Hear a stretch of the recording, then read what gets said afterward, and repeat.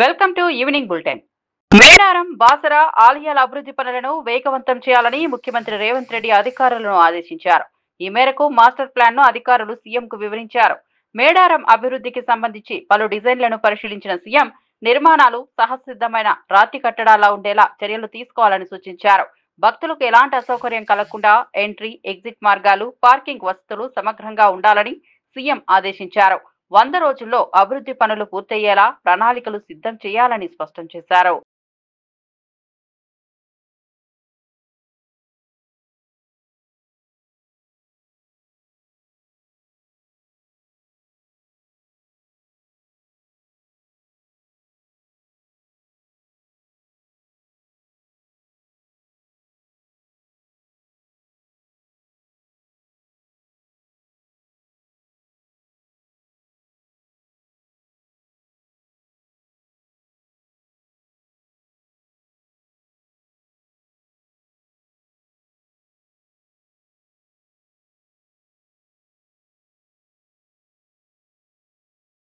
కాళేశ్వరం ప్రాజెక్టుపై సీఎం రేవంత్ రెడ్డి శంకుస్థాపన కార్యక్రమంపై టీఆర్ఎస్ వర్కింగ్ ప్రెసిడెంట్ కేటీఆర్ తీవ్ర విమర్శలు చేశారు. వారం క్రితం కాళేశ్వరం ప్రాజెక్టుపై ఆరోపణలు చేస్తూ సిబిఐ విచారణ కోరిన సీఎం ఇవాళ అదే ప్రాజెక్టులో భాగమైన మల్లన్న సాగర్ నుంచి మూసీకి అనుసంధానం చేసే ప్రాజెక్టుకు శంకుస్థాపన చేస్తున్నారని ఎద్దేవా చేశారు. తల ఉన్న నాడు తల దగ్గర శంకుస్థాపన చేస్తారని, కానీ తలా తోక లేనివాడే తోక దగ్గర శంకుస్థాపన చేస్తారని కేటీఆర్ వ్యాఖ్యానించారు. మల్లన్న సాగర్ దగ్గర శంకుస్థాపన చేస్తే రైతులు ప్రశ్నిస్తారనే భయంతో అక్కడ చేయలేదని విమర్శించారు. ఏమని మల్లన్న సాగర్ నుంచి నీళ్లు తీసుకొచ్చి మూసీకి అనుసంధానం చేసే ప్రాజెక్టుకు, బృహత్ ప్రాజెక్టుకు ముఖ్యమంత్రి గారు ఇవాళ శంకుస్థాపన చేస్తున్నారు అని చెప్పి మరి ఫుల్ పేజ్ ప్రకటనలు ఇచ్చినారు. ఈ ముఖ్యమంత్రి గారికి కానీ కాంగ్రెస్ ప్రభుత్వానికి కానీ కనీస సిగ్గుందా అని నేను అడుగుతా ఉన్నా. కనీస మాత్రం ఇంగితం ఉందా? కనీస మాత్రం సోయి ఉందా మీకు? సరిగ్గా వారం కిందట, ఇదే సోమవారం నాడు, వారం రోజుల కిందట కాళేశ్వరం ప్రాజెక్టు మీద కక్ష కట్టి సిబిఐ ఎంక్వైరీ అని పెట్టినారు. మరి ఈరోజు ఈ సోమవారం రోజు కేసీఆర్ గారు కట్టిన అదే కాళేశ్వరం ప్రాజెక్టు మీద ఆధారపడ్డ మూసీ జలాల అనుసంధానం అని పెట్టి ఇవాళ శంకుస్థాపన చేస్తూ ఉన్నారు. ఇక్కడ విచిత్రం ఏంటంటే, కాకపోతే ఎవరైనా మనిషి జ్ఞానం ఉన్నవాడైతే తల దగ్గర శంకుస్థాపన చేస్తారు. తల దగ్గర చేస్తారు. ఎక్కడైతే నీళ్లు ఉన్నాయో, ఎక్కడి నుంచి అయితే నీళ్లు తేవాలనుకుంటున్నారో అక్కడ శంకుస్థాపన చేస్తారు. కేవలం తలా తోక లేని వాళ్ళే తోక దగ్గర చేస్తారు. ఎందుకంటే బాధ ఏముంది ఈయనకి? మల్లన్న సాగర్ దగ్గర పోయి శంకుస్థాపన చేస్తే ఏం చెప్పాలా? ఎదురుగా కళ్ళు దొబ్బినాయా, నీకు కనబడతలేవా, అవి కాళేశ్వరం నీళ్లు కాదా అని ప్రజలు అడుగుతారు, రైతులు అడుగుతారు. రాష్ట్ర మంత్రి పొన్నం ప్రభాకర్ కేంద్ర ప్రభుత్వంపై తీవ్ర విమర్శలు చేశారు. రాజకీయ కక్ష తీర్చుకోవాలనుకుంటే వేరే విధంగా ప్రయత్నించాలని, రైతులపై భారాన్ని మోపకూడదని హెచ్చరించారు. రైతులు రోడ్ల వెంట తిరిగే పరిస్థితిని కేంద్రంలో ఉన్న బీజేపీ తలపెట్టిందని ఆయన ఆరోపించారు. రైతు సమస్యల పట్ల నిర్లక్ష్యం వహిస్తూ ఎరువులు, విత్తనాలు, మద్దతు ధర వంటి అంశాల్లో సరైన చర్యలు తీసుకోలేదని విమర్శించారు. వేధింపులు చేయదలుచుకుంటే తెలంగాణ ప్రభుత్వాన్ని, ప్రజలను ఇంకో రకంగా వేధింపులకు గురి చేయండి.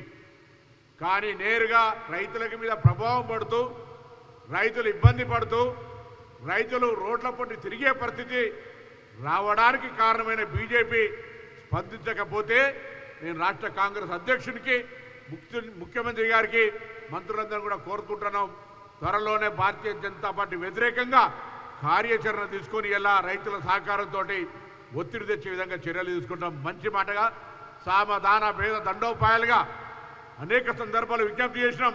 ఇది హెచ్చరికగా భావించుకోండి.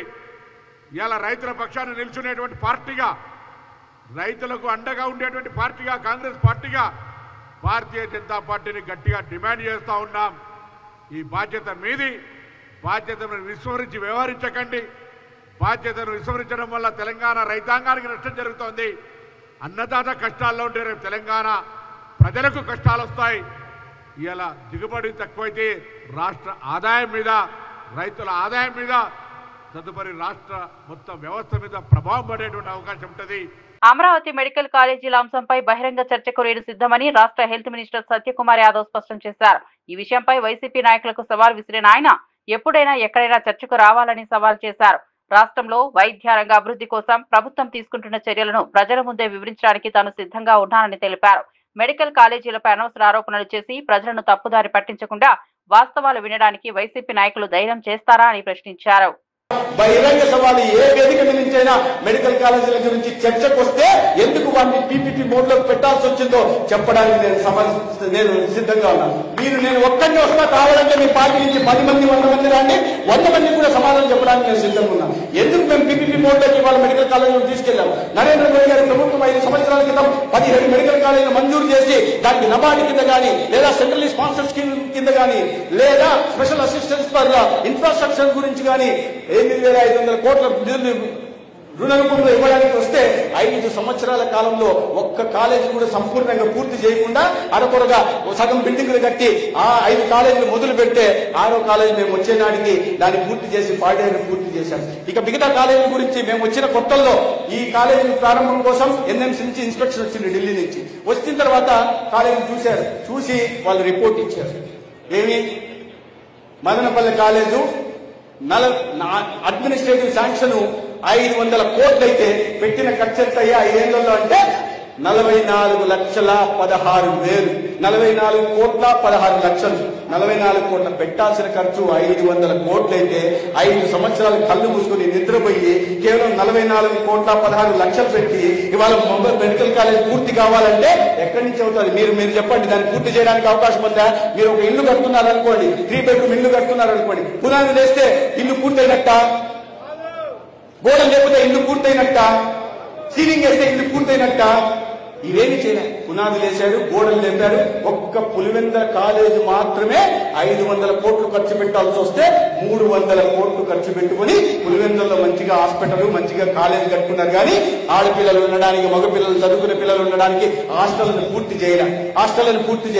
మీరు నీ సొంత నియోజకవర్గంలోనే పులివెందుల్లోనే అంత ఖర్చు పెట్టి నిర్మించిన భవనానికి ఎన్ఎంసీ ఇన్స్పెక్షన్ వచ్చిన తర్వాత దీంట్లో చాలా కొరతలు ఉన్నాయి. ఇంకా ముఖ్యంగా ఫ్యాకల్టీ 5 సంవత్సరాలకి ఈ వైద్య విద్య అనేది మామూలుగా బీకామ్ బిఏ లాగా కాదు. వైద్య విద్య చాలా క్లిష్టమైన విద్య. కానీ నేర్పించాలంటే దానికి చాలా నిష్ణాతులైన ఫ్యాకల్టీ ఉండాలి. అమరావతి ఎన్టీఆర్ భవన్ లో గృహ నిర్మాణ ఐఎన్పిఆర్ శాఖ మంత్రి కొలుసు పార్థసారథి మీడియా సమావేశం నిర్వహించారు. ఈ సందర్భంగా ఆయన మాట్లాడుతూ రైతులను అవమానించి కష్టాలు పాలు చేసిన చరిత్ర వైసీపీ అధినేత జగన్మోహన్ రెడ్డిదేనని తీవ్ర విమర్శలు చేశారు. రాష్ట్రంలో రైతు సంక్షేమం కోసం తీసుకోవాల్సిన చర్యలను పక్కన పెట్టి జగన్ పాలనలో అన్నదాతలు అప్పుల పాలై ఆత్మహత్యలకు దిగారని ఆరోపించారు. కాంగ్రెస్ ప్రభుత్వం రైతులకు అండగా నిలుస్తుందని, వారి సమస్యల పరిష్కారమే తమ కర్తవ్యమని స్పష్టం చేశారు. లేకపోతే సంక్షేమ రంగం కానివ్వండి, వ్యవసాయ రంగం కానివ్వండి, రైతుల పండించిన పంటల్ని కొనటంలో కానివ్వండి, గిట్టుబాటు ధరలు కానివ్వండి, విద్యార్థులకి తల్లికి వందనం లాంటి కార్యక్రమాలు అన్నీ కూడా ప్రజలకి సంతృప్తికరంగా అందుతున్న పరిస్థితుల్లో చంద్రబాబు నాయుడు గారికి, కూటమి ప్రభుత్వానికి మంచి పేరు వస్తుందని తట్టుకోలేక కుతంత్రాలు పన్నుతుంది వైఎస్ఆర్ కాంగ్రెస్ పార్టీ అని చెప్పేసి మనం చేస్తామన్నా. నేను అన్ని ఫేక్ ప్రచారాల్ని ప్రజల్లోకి తీసుకెళ్తూ ప్రజల్లో ఆందోళన సృష్టించి, లేని పరిస్థితులను సృష్టించి, భయాందోళనలు సృష్టించి రాజకీయ లబ్ధి పొందాలనుకోవటం ఇంతకంటే దిగజారుడు రాజకీయం ఉండదని చెప్పేసి నేను భావిస్తా ఉన్నా. నేను ఏదైనా సమస్య ఉంటే సమస్యని ప్రభుత్వం దృష్టికి తీసుకురావాల్సిన బాధ్యత ప్రతిపక్షానికి. కాబట్టి తప్పకోకుండా వాస్తవాల ఆధారంగా ప్రభుత్వ దృష్టికి తీసుకొస్తే దాని మీద స్పందించకపోతే ప్రజలు గుర్తిస్తారు ఆ తప్పుని. కానీ వైఎస్ఆర్ కాంగ్రెస్ పార్టీ తాము చేసే అరాచకాలు, తాము ప్రజల్లోకి తీసుకెళ్లే విధ్వంసకర విధానాలు 5 సంవత్సరాల్లో రాష్ట్రాన్ని అన్ని విధాలు కూడా నాశనం చేసిన పరిపాలన, వీటన్నిటి నుంచి దృష్టిని మరల్చడానికి తనకున్న పత్రికను అడ్డం పెట్టుకుని ప్రజల్లో ప్రతి విషయంలో కూడా భయాందోళన సృష్టించడానికి, ప్రభుత్వం చేస్తున్న మంచి పనుల మీద కూడా తప్పుడు ప్రచారం చేయడానికి కృషి చేయటం ఇంతకంటే దిగజారుడు ఉండదని చెప్పేసి నేను మనవి చేస్తా ఉన్నా. నేను ఉదాహరణకి రైతులు ప్రతి సంవత్సరం కూడా ఎరువులు కావాలి, పంటకి నీళ్లు కావాలి, ఇవన్నీ చూసుకోవాల్సిన బాధ్యత ప్రభుత్వం మీద ఉంది. మీరు 5 సంవత్సరాల్లో చేసిన పని ఏమిటి? కనీసం ఒక్క డ్రైనేజీ కాలువన్నా సరే రాష్ట్రంలో తవ్వేరా అని చెప్పేసి నేను ప్రశ్నిస్తామన్నా. నేను ఒక్క ఇరిగేషన్ కాలువకైనా సరే నిధులు కేటాయించి మీరు కాలువలు తవ్వేరా అని చెప్పేసి అడుగుతామన్నా. నేను ఏ ఒక్క ఇరిగేషన్ ప్రాజెక్ట్నైనా సరే బాధ్యతగా పూర్తి చేయడానికి ప్రయత్నం చేశారా అని చెప్పేసి అడుగుతా ఉన్నా నేను. వ్యవసాయ రంగాన్ని పూర్తిగా గాలికి వదిలేసి రైతుల భవిష్యత్తుకి ఒక చీకటి మార్గం క్రియేట్ చేసి ఈరోజు రైతుల గురించి మొసలి కన్నీరు కారుస్తాం చాలా బాధాకరం అని చెప్పేసి కూడా నేను మనం చేస్తా ఉన్నాను. మీరు మొసలి కన్నీరు కారుస్తే రైతులు గుర్తిస్తారు, రైతులేమి అమాయకులు కాదు. కానీ మీరు భయాందోళన సృష్టించి, ఉదాహరణకి యూరియా ఉంది, యూరియా మీరు 5 సంవత్సరాలు పరిపాలన చేశారు, మీరు ఎన్ని టన్నులు తీసుకొచ్చారని చెప్పేసి నేను అడుగుతా ఉన్నా నేను. అదే అప్పుడు ఎంత ఆయకట్టు ఉందో ఇప్పుడు కూడా అంతే ఆయకట్టు ఉంది, కొంత పెరిగే ఉంటుంది. ఎందుకంటే కొన్ని హంద్రీనివా లాంటి ప్రాజెక్టులు, ఏదైతే ఇరిగేషన్ ప్రాజెక్టులు, డ్రింకింగ్ వాటర్ ప్రాజెక్ట్ ఉందో, మీరు రాయలసీమ బిడ్డ అయ్యిండి కూడా కనీసం రాయలసీమ ప్రజల మీద కూడా ప్రేమ లేకోకుండా కనీసం ₹1 కూడా మీరు ఖర్చు పెట్టిన విషయం వాస్తవం కాదా అని చెప్పేసి అడుగుతామని నేను. మరి అటువంటి ప్రాజెక్ట్ని కొన్ని వందల టీఎంసీల నీటిని సరఫరా చేయడానికి కాలువలను వెడల్పు చేయటం, హంద్రీనివా కాలువను వెడల్పు చేయటం కానివ్వండి, లేదు లైనింగ్ చేసి చిత్తూరు జిల్లాకి డ్రింకింగ్ వాటరు, ఇరిగేషన్ వాటర్ తీసుకెళ్తాం మూలంగా కొంత ఇరిగేషన్ పెరిగి ఉండొచ్చు. ఎందుకంటే అనంతపూరు, కడప, అదేవిధంగా చిత్తూరు జిల్లా రైతులకి ఈ హంద్రీనివా ద్వారా చాలా మేలు జరిగిన విషయం వాస్తవమే. మరి మీరు 5 సంవత్సరాల్లో 2021లో మీరు తీసుకొచ్చింది కేవలం 5.5 లక్షల టన్నులు మాత్రమే. ఈ సంవత్సరం మేము 7 లక్షల టన్నుల్ని. రాష్ట్ర ఉప ముఖ్యమంత్రి బట్టి విక్రమార్క తెలంగాణ అభివృద్ధిలో బ్యాంకర్ల పాత్రను ప్రశంసించారు. తెలంగాణ రైజింగ్ లో ప్రముఖ పాత్ర పోషిస్తున్న బ్యాంకులకు రాష్ట్ర ప్రభుత్వం తరపున ప్రత్యేక కృతజ్ఞతలు తెలుపుతున్నట్లు పేర్కొన్నారు. బ్యాంకుల మద్దతుతో రాష్ట్ర ఆర్థిక రంగం వేగంగా ముందుకు సాగుతోందని, రైతులు, వ్యాపారులు, మహిళా సంఘాలు సహా పలు వర్గాలు లబ్ధి పొందుతున్నాయని బట్టి విక్రమార్క గుర్తు చేశారు. సర్వీస్ సెక్టర్ కావచ్చు, ప్రయారిటీ సెక్టర్ కావచ్చు, సోషల్ బ్యాంకింగ్ కావచ్చు, వీటన్నిటిలో కూడా ఈరోజు తెలంగాణ రైజింగ్ అంటే మీ అందరి పాత్ర కూడా ఉంది. దాంట్లో ముందుగా ఈ రాష్ట్ర రైజింగ్ లో ప్రముఖ పాత్ర వహిస్తున్నటువంటి మీ అందరికి కూడా రాష్ట్ర ప్రభుత్వం తరఫున నా హృదయపూర్వకమైనటువంటి అభినందనలు, కృతజ్ఞతలు కూడా తెలియజేస్తా ఉన్నాను. అలాగే I have some few issues also to share with you. Particularly, I am very happy to share with all of you that Telangana tops in per capita income in the country with 3.87 lakhs, surpassing Karnataka and Haryana, marking its first top position in 5 years. By combining agricultural strength with steady industrial and service sector expansion, Telangana has positioned itself as one of India's most dynamic state economies, setting a benchmark for others to follow. We all have to take inspiration from this and pledge to work even harder to achieve higher growth for overall well-being of our people of Telangana. And also, I am very happy to note the positive performance of banks during the first quarter of financial year 2025-26 in various segments of priority sector advances. Also, it is appreciable that banks have so far achieved 33.64% of SCP. Amaravati NTR Bhavan లో మాజీ MLC Paruchuri Ashok బాబు media సమావేశం నిర్వహించారు. ఈ సందర్భంగా ఆయన మాట్లాడుతూ రాష్ట్రంలో medical కళాశాలల అంశంపై వైసీపీ తప్పుడు ప్రచారం చేస్తోందని తీవ్రంగా విమర్శించారు. ప్రజలను తప్పుదారి పట్టించేందుకు వైసీపీ ఉద్దేశపూర్వకంగా అబద్ధాలను వ్యాప్తి చేస్తోందని అశోక్ బాబు ఆరోపించారు. చంద్రబాబు నాయకత్వంలోని ప్రభుత్వం మెడికల్ రంగ అభివృద్ధికి కట్టుబడి పనిచేస్తోందని, కొత్త కళాశాలల స్థాపనతో ప్రజలకు మెరుగైన వైద్య సదుపాయాలు అందుతున్నాయని తెలిపారు. ఇవాళ సూర్యోదయం లేదు అని సాక్షిలో రాస్తే ఎంతమంది నమ్ముతారో ఇది కూడా అంతే. అందుట్లో ఎంత వాస్తవం ఉందో ఇందుట్లో కూడా అంతే వాస్తవం ఉంది. అంటే వాళ్ళు ఏంటంటే మా పేపరు మా ఇష్టం, అక్కడ ఎవడో పిచ్చోడు పర్వర్టెడ్ పర్సన్ ఉంటాడు, వాడు ఇవాళ సూర్యోదయం లేదని అనుకుని రాసేస్తే అదే సాక్షిలో ప్రింట్ అయిపోద్ది. అంటే రాసేవాడికన్నా బుద్ధి ఉండాలా, రాయించేవాడికన్నా బుద్ధి ఉండాలా. చదివేవాళ్ళు ఇద్దరి కంటే కూడా మేధావులు. ఇవాళ సూర్యోదయం లేదని సాక్షి పేపర్లో రాస్తే నాకు పేపర్ ఉంది, టీవీ ఉందని ఆ సాక్షి పేపర్ పనిచేసేవాళ్ళు కూడా నమ్మరు. ఎందుకని వాస్తవాలు ఎప్పుడు ప్రజలకి అర్థమయ్యేటట్లు ఉండాలా, వాస్తవాలు చెప్పగలగాల. ఇది మెడికల్ కాలేజీ ఒక్కటి కూడా రాలేదు అనేది ఇవాళ సూర్యోదయం లేదు అన్న దాంట్లో ఎంత వాస్తవం ఉందో ఇది కూడా అంతే వాస్తవం ఉంది.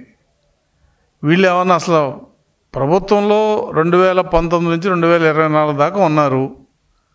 ఎన్ని మెడికల్ కాలేజీలు ఉన్నాయి, అసలు ఎన్ని కాలేజీలు వీళ్ళు కొత్తగా తెచ్చారు, అంతకుముందు ఎన్ని కాలేజీలు ఉన్నాయనేది లెక్క అధికారంగా ఉంటుంది. అదేమి ఇవాళ తారుమారు చేసే అంకేం కాదు. చంద్రబాబు నాయుడు గారు ఉమ్మడి రాష్ట్రంలో ఆయన ముఖ్యమంత్రిగా చేసినప్పుడు మొత్తం 27 కాలేజీలు వచ్చినాయి. అది 14-19లో దాదాపుగా 11 కాలేజెస్ వచ్చినాయి.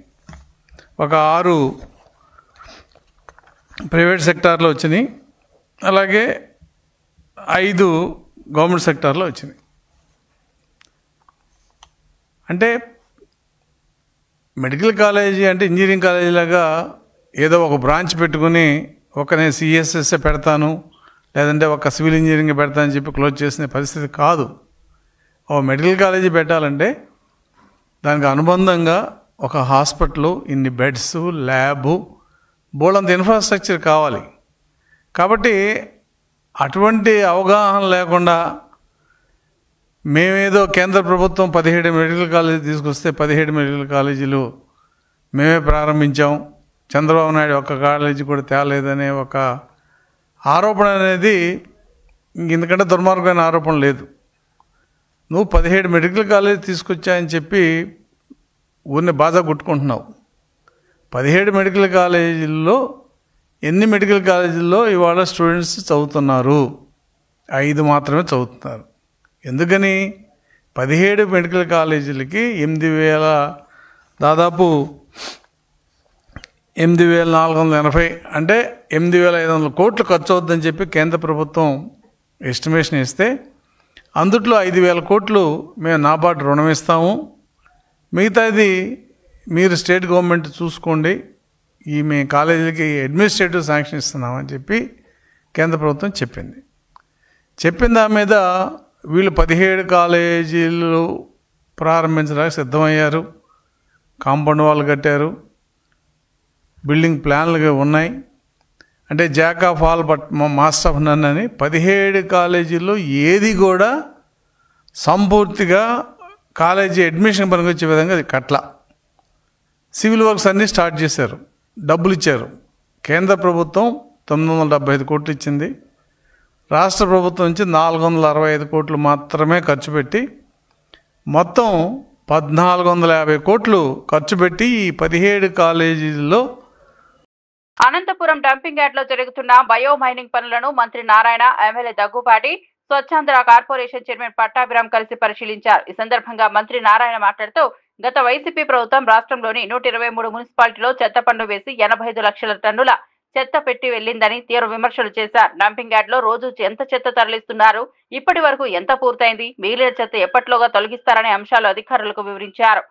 రాష్ట్రంలో 6 వేస్ట్ టు ఎనర్జీ ప్లాంట్లను ఏర్పాటు చేస్తున్నట్లు స్వచ్ఛాంధ్ర కార్పొరేషన్ చైర్మన్ పట్టాభిరామ్ తెలిపారు. కనీసం ఆ చెత్తను డిస్పోజ్ చేస్తుంటే ప్రజలు హర్షించేవాళ్ళు. పన్నేశారు, బర్డన్ చేశారు, కానీ ఎక్కడికక్కడ చెత్తని ఈ విధంగా దెబ్బలుగా యాక్చువల్ గా పెట్టారు. అక్టోబర్ 2వ తేదీ 2025 కంటే రేపు నెక్స్ట్ మంత్ కి ఈ 85 లక్షలు ఫస్ట్ పూర్తి చేయండి, 85 lakhs పూర్తి చేయాలి అని ఆదేశించారు. దాని మీద ఈరోజు ఈ మున్సిపల్ శాఖ స్వచ్ఛ భారత్ స్వచ్ఛాంధ్ర కార్యక్రమంలో ఈరోజు దీన్ని చేస్తున్నాం.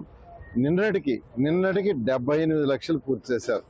గత ప్రభుత్వం 10 లక్షల కోట్ల అప్పును ఎత్తినేసిపోయినా ముఖ్యమంత్రి గారికి ఉన్న అపారంతో ఈరోజు 1 by 1 చేసుకుంటా వస్తున్నాం. అంటే ఖజానా ఖాళీ అయిన ముఖ్యమంత్రి గారు ప్రజలకు మాట ఇచ్చాం, తూచా తప్పకుండా చేయాలని చేయడం జరిగింది. ఆ విధంగా ఈరోజు ఈ రాష్ట్రంలో మున్సిపల్ శాఖ ఎలక్షన్స్ ముందు ఏదైతే ముఖ్యమంత్రి గారు మాట ఇచ్చారో తూచా తప్పకుండా ప్రజలకు చేస్తాం. ప్రజలు కొద్ది రోజులు ఓపి పట్టాల్సి రిక్వెస్ట్ చేస్తాం. దాదాపు 85 లక్షల టన్నుల లెగసీ వేస్ట్ ఏదైతే పెరిగిపోయిందో, మరి దాదాపుగా దానిలో 90% ఇప్పటికే దాన్ని ప్రాసెస్ చేయడం జరిగింది. మళ్ళీ లెగసీ వేస్ట్ అనే మాట రాష్ట్రంలో ఉత్పన్నం కాకుండా ఉండటానికి ఏ రోజు చెత్త ఆ రోజు ప్రాసెస్ అయ్యే విధంగా వేస్ట్ ఎనర్జీ ప్లాంట్స్, అదేవిధంగా మరి క్లస్టర్ మోడల్లో ప్రాసెసింగ్ సెంటర్స్ పెట్టమని కూడా మంత్రి గారు ఆదేశించారు. దాన్ని కూడా స్వచ్ఛాంధ్ర కార్పొరేషన్ తరఫున అతి త్వరలోనే ఆ ప్రాసెసింగ్ సెంటర్స్ కూడా ఏర్పాటు చేసి మరి దేశానికే ఆంధ్రప్రదేశ్ ఒక రోల్ మోడల్గా వేస్ట్ ప్రాసెసింగ్లో నిలిచే విధంగా చంద్రబాబు నాయుడు గారి సారథ్యంలో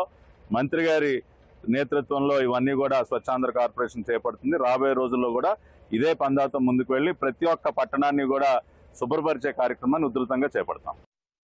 పెనుకొండలో నిర్మాణంలో ఉన్న మెడికల్ కళాశాలను మంత్రి సవిత పరిశీలించారు. ఈ సందర్భంగా మాట్లాడుతూ కూటమి ప్రభుత్వంలో జరుగుతున్న అభివృద్ధిని చూసి ఓర్వలేక వైసీపీ అధినేత జగన్ విషయం కక్కుతున్నారని విమర్శించారు. రాష్ట్రంలో 17 మెడికల్ కళాశాలలు నిర్మిస్తామని జగన్ పెద్ద హామీలు ఇచ్చినా ఒక్కటి పూర్తి చేయలేకపోయాయని ధ్వజమెత్తారు. వైసీపీ పాలనలో అర్ధాంతరంగా నిలిచిపోయిన మెడికల్ కాలేజీల పనులను కూటమి ప్రభుత్వం పూర్తి చేస్తోందని మంత్రి సవిత హామీ ఇచ్చారు.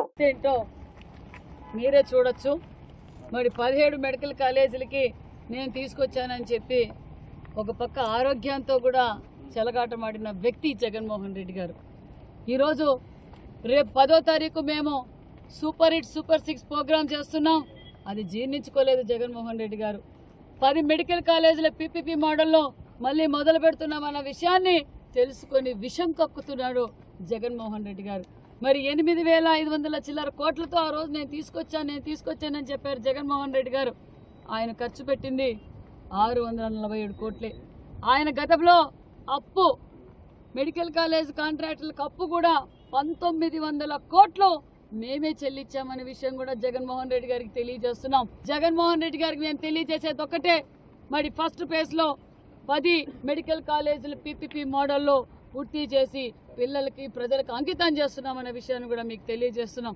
సెకండ్ ఫేజ్ లో మరి మిగతా కాలేజీలు కూడా మేము పూర్తి చేస్తున్నాం. జగన్మోహన్ రెడ్డి గారికి సూటి ప్రశ్న అడుగుతున్నాం. పులివెందుల మెడికల్ కాలేజ్ కూడా పూర్తి చేయలేని అసమర్థుడు జగన్మోహన్ రెడ్డి గారు. ఈరోజు జగన్మోహన్ రెడ్డి గారు మాట్లాడడం ఏంటి? మరి గతంలో ఏదైతే ముఖ్యమంత్రి చంద్రబాబు నాయుడు గారు ఉన్నారో 27 మెడికల్ కాలేజీలు తెచ్చిన ఘనత చంద్రబాబు నాయుడు గారు. 5,015 సీట్లు తెచ్చిన ఘనత చంద్రబాబు నాయుడు గారు. అంతేకాకుండా మరి 14-19 మధ్య కాలంలో నీతి ఆయోగ్ ర్యాంకింగ్ కూడా మనకు 4వ స్థానం వచ్చింది. ఈ రోజు గత 19-14లో మరి 10వ స్థానానికి తీసుకొచ్చారు. అంటే అన్ని డిపార్ట్మెంట్ని కూల్చివేశాడు, అన్ని డిపార్ట్మెంట్ని భూస్థాపితం చేసిన జగన్మోహన్ రెడ్డి గారు ఈరోజు నీతి వాక్యాలు మాట్లాడడం ఏమైనా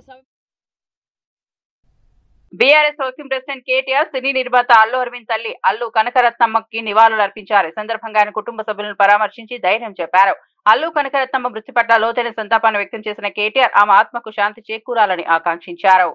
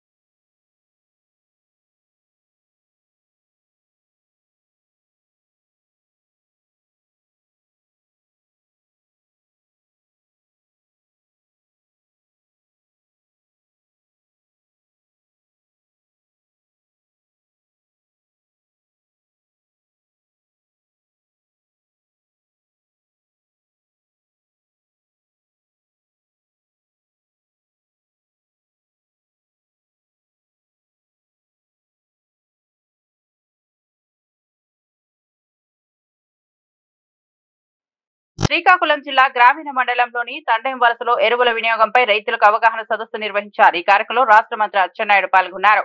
రాష్ట్రంలో సరిపడా ఎరువులు అందుబాటులో ఉన్నాయని ఆయన స్పష్టం చేశారు. యూరియా కోసం రైతులు ఆందోళన చెందాల్సిన అవసరం లేదని భరోసా ఇచ్చారు. ప్రభుత్వం సమయానికి ఎరువులను పంపిణీ చేస్తోందని, రైతుల అవసరాలను దృష్టిలో ఉంచుకుని తగిన చర్యలు తీసుకుంటున్నామని తెలిపారు. గురించి ఎవరు ఆందోళన చెందవలసిన అవసరం లేదు. సఫిషియెంట్ గా యూరియా ఉంది.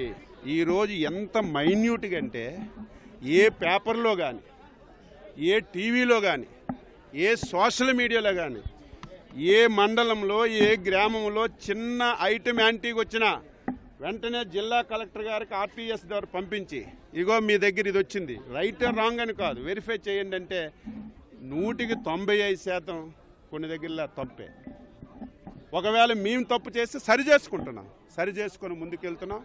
మళ్ళీ రైతాంగ సోదరులకు కోరుతున్నాను, యూరియా సమస్య లేదు, అందించే బాధ్యత మాది. మీరు మాకు సహకరించాలి. విడతలుగా ఇస్తాం. ఏ విడత ఆ విడత వాడుకోండి. రెండో విడత ఇంకో 10-15 రోజులు టైం ఉంది. మీకు మొదటి విడతకి, రెండో విడతకి, మూడో విడతకి ఇప్పుడే కావాలంటే ఇటువంటి సమస్యలు వస్తాయి. రైతులకు కూడా సహకరించమని స్పష్టంగా తెలియజేస్తున్నాను. భువనగిరి పార్లమెంట్ సభ్యుడు చామల కిరణ్ కుమార్ రెడ్డి బీఆర్ఎస్ పార్టీపై తీవ్ర విమర్శలు చేశారు. ఉపరాష్ట్రపతి ఎన్నికల్లో ఓటు వేయమని చెప్పే పార్టీని రాజకీయ పార్టీగా గుర్తించాల్సిన అవసరం లేదని వ్యాఖ్యానించారు. ప్రజాస్వామ్యంలో ప్రతి ఓటు కీలకమని, అలాంటి సందర్భంలో బీఆర్ఎస్ వంటి పార్టీలు తమ బాధ్యతను విస్మరించడం ప్రజలను మోసం చేయడమేనని అన్నారు. ప్రజాస్వామ్య విలువలను కాపాడడానికి ఎన్నికల్లో భాగస్వామ్యం తప్పనిసరని స్పష్టం చేశారు. ఉపరాష్ట్రపతి ఎన్నిక ఒక రాజ్యాంగబద్ధమైన ప్రక్రియ అని, దానిని తేలికగా తీసుకోవడం ప్రజలకు అవమానకరమని ఆయన అభిప్రాయపడ్డారు. ఈరోజు ఉప రాష్ట్రపతి ఎన్నికలలో ఓటుకు దూరంగా ఉండడం చూస్తే వీళ్ళు రాజకీయంగానే వీళ్ళ కనెక్టివిటీ పోయింది.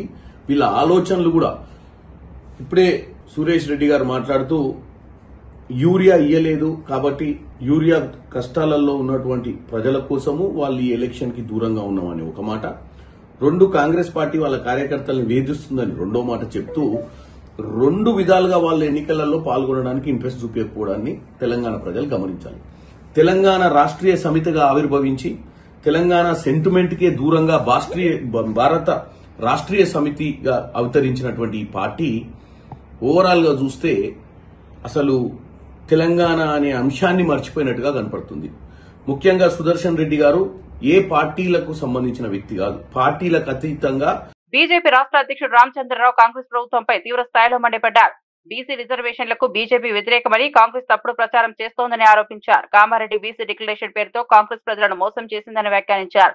బీసీలకు 42% రిజర్వేషన్లు కల్పించకపోయినా కాంగ్రెస్ కామారెడ్డి గడ్డ మీద బీసీల కోసం మాట్లాడే అర్హతే లేదని స్పష్టం చేశారు. అలాగే పంచాయతీ ఎన్నికలు నిర్వహించడం వల్ల కేంద్రం నుంచి రాష్ట్రానికి రావాల్సిన 3,000 కోట్ల రూపాయలు ఆగిపోయాయని అన్నారు.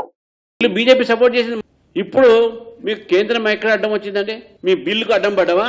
ఎక్కడ పడ్డా అడ్డం పడ్డాం? మీరు సవరణ చేయకుండా తప్పుడు లెక్కలని పంపిస్తే అది ఎవరు చూస్తారా కదా. కాబట్టి ఈ రోజు నేను స్పష్టంగా చేస్తా ఉన్నాను, తెలంగాణ ప్రజలని, తెలంగాణ ఓబీసీలను ఈరోజు కాంగ్రెస్ పార్టీ మోసం చేస్తా ఉంది. ఈ యొక్క కామారెడ్డి డిక్లరేషను వీళ్ళు చేసినటువంటి వాగ్దానము వీళ్ళు ప్రజలకు వాళ్ళు చూపెట్టాలి, వాళ్ళ ప్రజలకు వాళ్ళు అమలుపరచాలని చెప్పేసి వాళ్ళందరూ కోరుతున్న సమయంలో మీరు మా మీద రాలేయడము, మా మీద నెప్పమేయడం అనేది ఇది పొరపాటు. మీరు చేయలేని పని మా మీద దోస్తే ఎట్లా? ఏ రోజైతే 42% మీరు ఇస్తారో అప్పుడే మీకు కామారెడ్డి గడ్డ మీద మాట్లాడే అధికారం ఉంది, అప్పటి వరకు లేదని చెప్పేసి కూడా ఈరోజు కాంగ్రెస్ పార్టీకి చెప్తాను. టీవీ బులెటిన్ అప్డేట్స్ మరో బులెటిన్లో మళ్ళీ కలుద్దాం.